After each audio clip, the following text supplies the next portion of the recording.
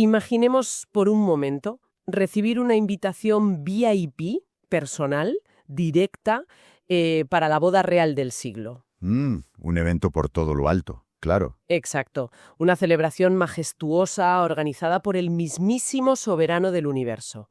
Y la respuesta, en lugar de saltar de alegría y prepararse, es decir que no se puede ir porque hay que regar el césped de casa. O porque, no sé, toca revisar una hoja de cálculo del trabajo. Bueno, suena absurdo, casi de risa, ¿verdad?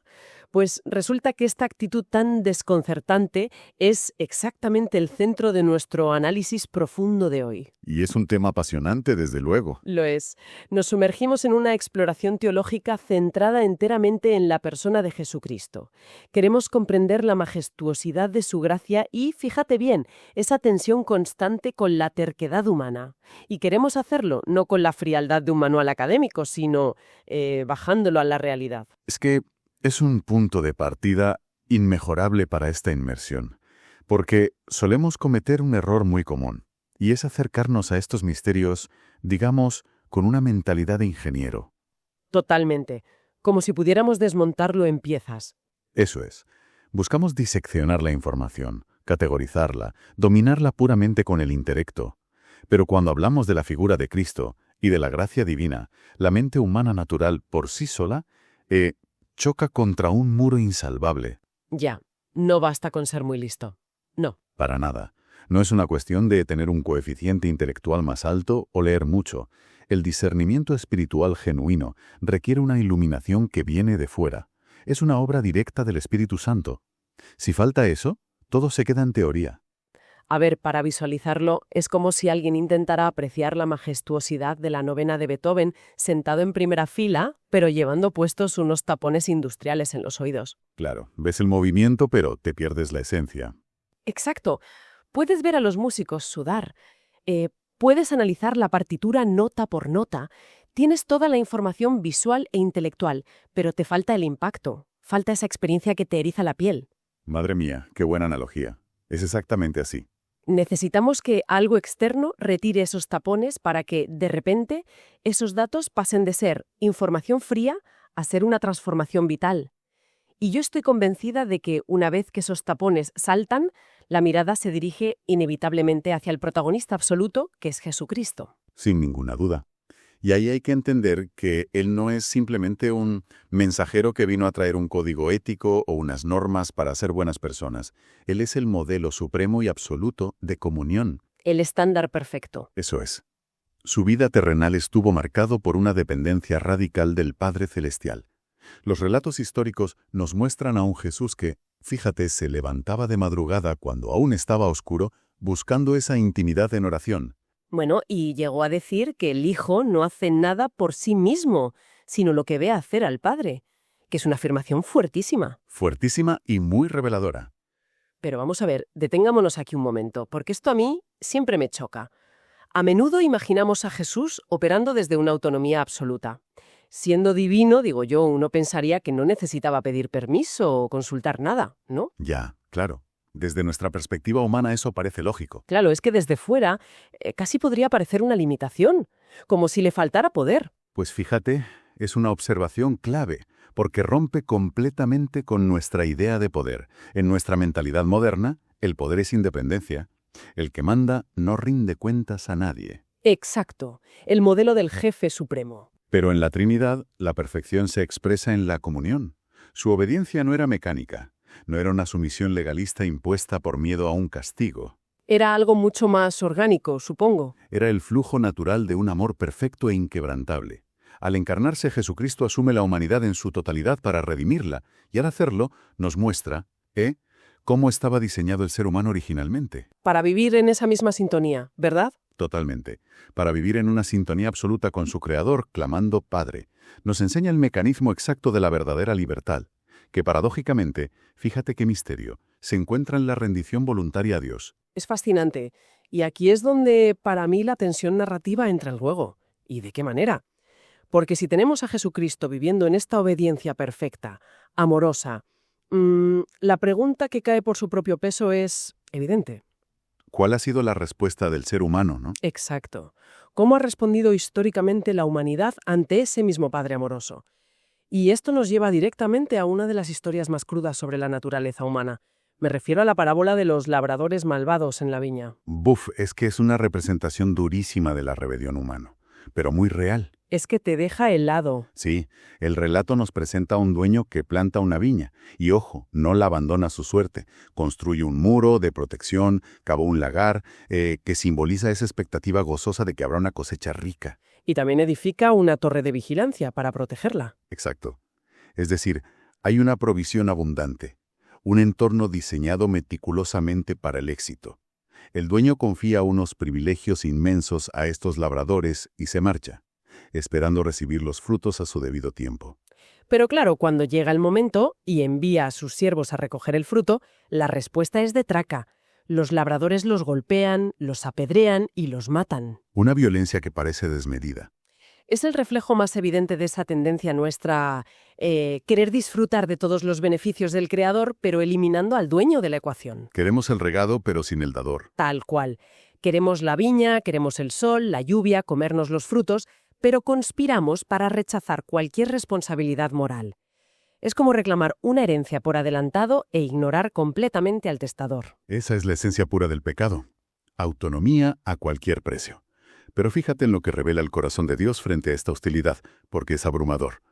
Después de que todos sus mensajeros son asesinados, el dueño hace algo impensable. Decide enviar a su propio hijo amado. Eso es, el clímax absoluto de la historia. Pues a ver, a mí me cuesta muchísimo entender la lógica de este dueño. Si ya han masacrado a tus trabajadores, enviar a tu propio hijo parece, francamente, una imprudencia temeraria, una locura total. ¿Por qué haría algo así sabiendo el peligro? Pues porque desde una perspectiva puramente humana y estratégica, sí, parece una locura.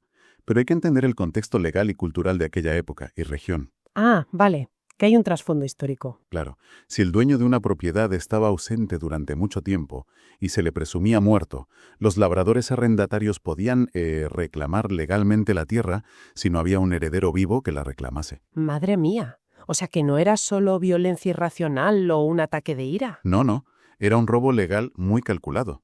Por eso, cuando ven al hijo, dicen, mira, este es el heredero, venid, matémosle y apoderémonos de su heredad. Pensaban que, eliminando al hijo, la propiedad pasaba a ser suya por defecto. ¡Qué brutalidad! Es una conspiración en toda regla. Y Jesús estaba exponiendo directamente las intenciones ocultas de las élites religiosas de su época. Y además, proféticamente, describe su propio final. A este hijo lo sacan fuera de la viña y lo matan, igual que Jesucristo fue crucificado a las afueras de los muros de Jerusalén. Es una denuncia implacable. Pero yo diría que también establece un límite muy claro. Nos enseña que la paciencia de Dios, por infinita que nos parezca, no significa impunidad. Así es. La justicia divina es un principio eterno e inamovible. Quien pisotea la gracia se enfrenta a un juicio. Pero el giro magistral del Evangelio, y esto es lo hermoso, es que de ese crimen espantoso Dios extrae el mayor triunfo de la historia. ¿La resurrección? Exacto. Ese Cristo rechazado y asesinado es resucitado y exaltado como la inquebrantable piedra angular, la base sobre la que se sostiene toda la redención de la humanidad. Y esto nos plantea una encrucijada verdaderamente apasionante. Tras semejante rechazo, tras el asesinato del propio hijo, ¿qué hace el rey? Porque cualquiera de nosotros habría cerrado el chiringuito, por así decirlo. Cancelas todo, castigas a los culpables y se acabó la historia. Sería lo lógico, la verdad. Pero ocurre algo maravilloso que expande nuestro entendimiento de la gracia divina de una forma espectacular. Y ahí es donde entra la historia del banquete de bodas. Este relato es vital para entender la soberanía y la expansión de la gracia. El rey prepara una inmensa fiesta de bodas para su hijo. Este banquete ilustra las inescrutables riquezas del mensaje redentor. Hablamos de salvación, perdón inmerecido, gozo eterno. Todo está preparado, no falta un detalle. Todo listo. Y manda a llamar a los invitados originales. Que de nuevo nos muestra la otra cara del rechazo humano. Porque fíjate, aquí ya no hay violencia física, no toman espadas ni piedras para matar a los mensajeros. Como decíamos al principio de nuestra inmersión, la respuesta es una indiferencia que hiela la sangre. ¿Simplemente pasan de la invitación? Exacto. No quieren ir, tienen cosas, entre comillas, más importantes que hacer. Uno se va a su campo, otro a sus negocios. Muestra cómo lo efímero, lo mundano, la rutina del día a día, tiene un poder absoluto para cegarnos ante lo eterno. Es un letargo espiritual. Totalmente. Nos acostumbramos tanto a mirar al suelo, a nuestras cuentas, a nuestros problemas, que hasta nos molesta que nos inviten a mirar al cielo. Es el gran peligro silencioso de la prosperidad temporal o simplemente de la rutina. Pero el rey, y esto es crucial, no permite que el honor de su hijo se quede sin celebrar. La gracia tiene que alcanzar a alguien. Entonces toma una decisión radical. Muy radical. Da una orden que en aquella época era un escándalo social tremendo. Manda a sus siervos a los cruces de los caminos para invitar a cualquiera que encuentren. A los marginados, a los quebrantados, a los olvidados. A gente que jamás habría soñado con pisar un palacio real. Exacto. Y el relato dice explícitamente que la sala de bodas se llenó de malos y buenos. Es la prueba definitiva de que la gracia alcanza al ser humano sin ningún mérito propio. Entran por pura invitación soberana. Es precioso. Pero ojo que la historia tiene una segunda parte que a veces, incomoda un poco.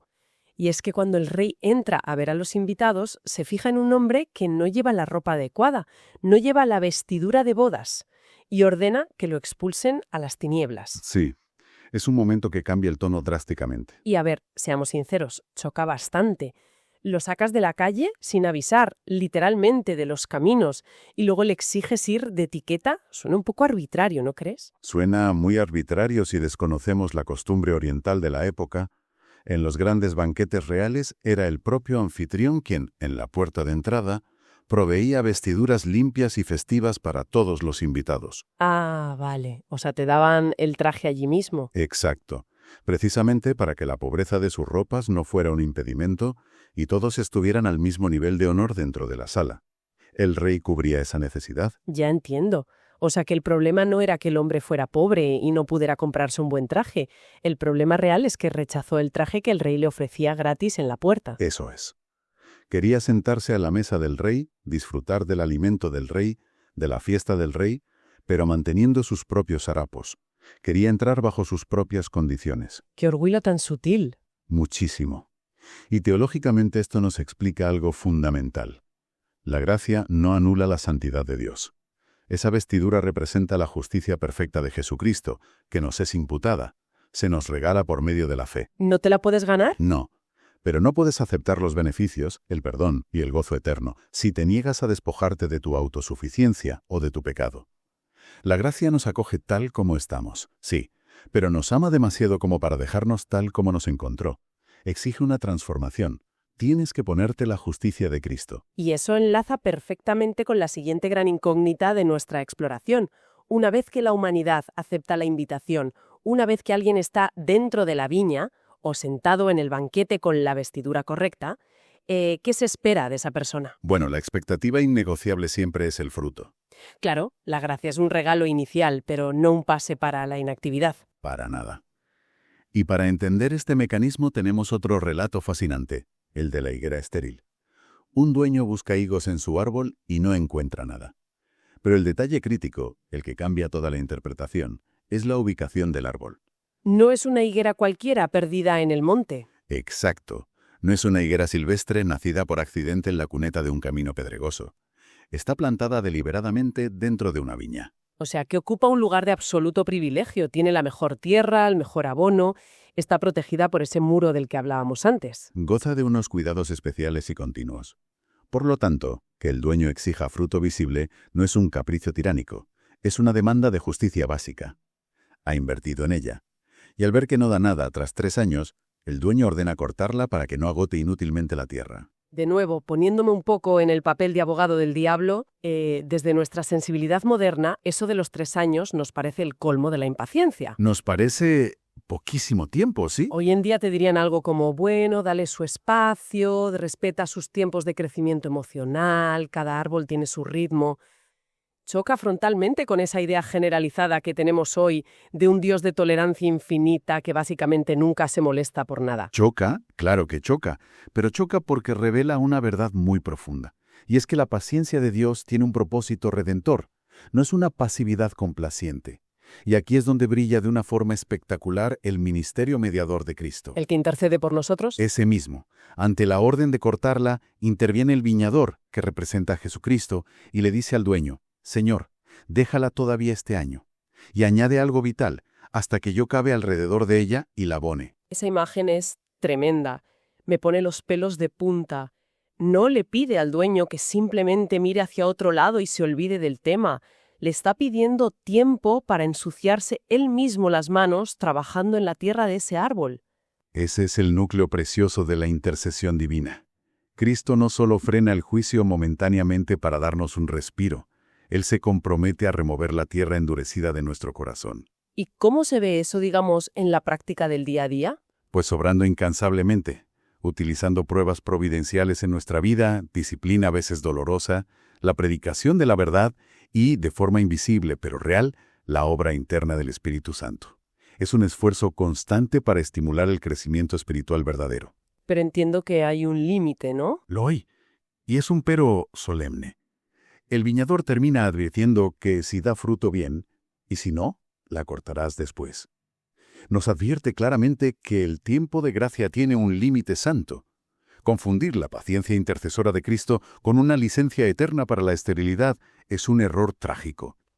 Claro, la gracia no es un cheque en blanco para vivir como a uno le dé la gana. En absoluto. Entonces, si Cristo intercede, nos defiende, nos da tiempo y nos abona espiritualmente, la pregunta del millón es, ¿cómo se ve ese fruto real en la práctica? Esa es la clave de todo. Porque, a ver, seamos honestos, las instituciones, la historia en general, están llenas de personas que aparentan dar fruto. Tienen la estética correcta, pero en el fondo están completamente vacías. ¿Cómo distinguimos lo que es auténtico de la pura hipocresía religiosa? Para responder a eso hay que analizar la diferencia abismal entre la religión nominal y la verdadera metanoia. Y Jesucristo lo ilustra maravillosamente bien con el caso de dos hijos a los que su padre pide ir a trabajar a la viña. Otra vez la viña, es un escenario recurrente. Sí, es el lugar de trabajo espiritual. Analicemos primero al segundo hijo. El padre le da la orden y su respuesta es inmediata, cortés y teológicamente impecable. Dice, sí señor, voy. Qué obediente parece. Reconoce la autoridad, usa el vocabulario adecuado, tiene buena actitud aparente. Pero el relato añade un mazazo de 3 palabras que lo cambia todo. Dice, y no fue. Madre mía. Es la definición perfecta de una campaña espectacular de relaciones públicas. Tienes luces, tienes eslóganes preciosos, promesas increíbles, pero no tienes ningún producto real que vender. Todo es fachada. Es pura estética, sin ética, y creo que pone el dedo en la llaga, porque nos dice que a Dios no le impresiona nuestro vocabulario teológico correcto, ni los cánticos entusiastas, ni las posturas de reverencia, si luego, cuando se cierra la puerta de casa, la vida en privado va en la dirección diametralmente opuesta a lo que decimos creer. Exactamente. Dios no consume campañas de relaciones públicas. Él escudriña las intenciones profundas. Y el contraste con el primer hijo es fascinante. ¿Qué hace el primer hijo? Cuando el padre le da exactamente la misma orden, este hijo le suelta un rotundo e insolente «no quiero». ¡Fua! Una rebelión frontal a la cara. Una falta de respeto total. Pero luego, nos dice la historia, experimenta arrepentimiento y finalmente va a trabajar. Me encanta que señales esto porque ese arrepentimiento inicial no es simplemente sentirse un poco mal o tener cargo de conciencia, ¿verdad? Hay algo mucho más profundo operando ahí. El concepto original es metanoia. Es una palabra clave. A menudo la traducimos de manera un poco pobre como remordimiento o pena. Pero metanoia implica un cambio radical y absoluto de mente. Un cambio de dirección. Eso es. Un cambio que altera la trayectoria de tu voluntad. No es derramar un par de lágrimas por haberte equivocado. Es un recableado neurológico y espiritual completo. Significa que reconoces el horror de tu rebelión inicial y das un giro de 180 grados en la práctica. Es decir, la obediencia activa. Ir a la viña y sudar. Exacto. Y esto, fíjate bien, ilustra la gloria impresionante del Evangelio. Nos está diciendo que al corazón del Padre no le importa verdaderamente cuán profunda, escandalosa o verbal haya sido la rebelión inicial del ser humano. Siempre hay esperanza de restauración. Siempre. Si hay una verdadera metanoia, un quebrantamiento auténtico que se traduce en caminar hacia la viña y obedecer, El corazón del Padre está abierto de par en par. La gracia lo cubre todo. ¡Qué maravilla! Y esto nos lleva a entender cómo se conectan dos grandes conceptos que a veces separamos. Me refiero a la justificación y a la santificación. Porque no son dos compartimentos estancos, no. No puedes tener uno sin el otro. Son absolutamente inseparables. Este es, yo diría que el gran resumen cristocéntrico de todo lo que hemos explorado hoy. La justificación es, volviendo a las imágenes de antes, esa vestidura limpia que el Rey te regala en la puerta del banquete. Te declara justo única y exclusivamente por los méritos de Jesucristo, no por los tuyos. Entras por pura gracia. Sí, pero la santificación es el fruto visible en la higuera. Es el sudor del primer hijo trabajando en la viña. No basta con estar en el viñedo, ni con sentarse a la mesa diciendo que vas a ir. Es la evidencia ineludible de que esa gracia realmente te ha transformado por dentro. Están unidos. De hecho, recordando las palabras que todos conocemos sobre la vid verdadera, no puedes estar injertado en Cristo sin que su savia altere la naturaleza de tus ramas. Separados de Él, nada es verdaderamente posible. Todo fruto real fluye exclusivamente de mantener esa comunión vital. Nos queda un panorama clarísimo sobre la responsabilidad inmensa que exige esta gracia. La vida cristiana, a la luz de todo este análisis profundo, no es sentarse pasivamente en una sala de espera a que pasen los años hasta llegar al cielo. ¿Qué va? Es dinamismo puro. Es una cooperación activa, diaria y constante con ese abono del Espíritu Santo, cultivando cosas tangibles en la vida como amor real por los demás, paz en medio de las crisis y santidad, y manteniendo siempre los ojos fijos en Jesús, no solo como el Redentor que paga nuestra deuda, sino como el modelo absoluto a seguir. Es un llamamiento constante a la autorreflexión sincera, huyendo de la religión de las apariencias y confiando plenamente en que el viñador está dispuesto a trabajar nuestra tierra, si se lo permitimos, claro. Tela. La verdad es que es una exploración que no deja indiferente a nadie. Y para cerrar nuestra inmersión de hoy, me gustaría dejar en el aire una reflexión final, algo provocativo para darle vueltas en la intimidad a lo largo de la semana. Me parece perfecto. A ver, ¿qué nos planteas? Pues a ver, si tenemos claro que la obediencia genuina, esa metanoia práctica, y los frutos de justicia son verdaderamente las vestiduras de boda que demuestran que la gracia de Cristo está operando en el interior de una persona, entonces cuando las luces se apagan, cuando ya no hay nadie mirando, cuando se acaban las campañas de relaciones públicas y solo queda el más absoluto silencio en la habitación, ¿de qué está realmente revestido el corazón humano ante la mirada implacable de Dios? Muchísimas gracias por acompañarnos hoy. Nos vemos en el próximo episodio. Gracias, hasta pronto.